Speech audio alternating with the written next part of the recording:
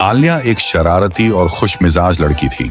School जाने से पहले उसकी नानी उसे हर रोज लंच देती थी, लेकिन ये कोई साधारण लंच नहीं था, बल्कि जादू का लंच बॉक्स था।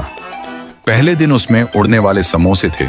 जैसे ही आलिया ने डिब्बे का ढक्कन खोला, समोसे हवा में उड़ने लगे। पूरा क्लास हंसी से लोटपोट हो गया। दूसरे दिन लंच बॉक्स में थे गाना गाने वाले आम। आम न सिर्फ मीठे थे, बल्कि हर एक कांट पर गाना भी गाते थे। आम खाओ, खुशी पाओ।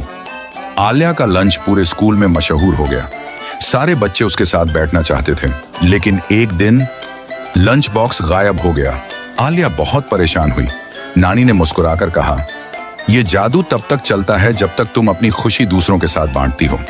आलिया ने चीजें बांटना शुरू की, अपने दोस्तों की मदद की, हंसी खुशी बातें की, और फिर अगली सुबह लंच बॉक्स वापस आ गया। इस बार उसमें थे प्यार वाले पराठे जो दिलों को जोड़ देते थे। सीख: जब हम अपनी खुशी दूसरों के साथ बांटते हैं तो जिंदगी खुद ब खुद जादू से भर जाती है।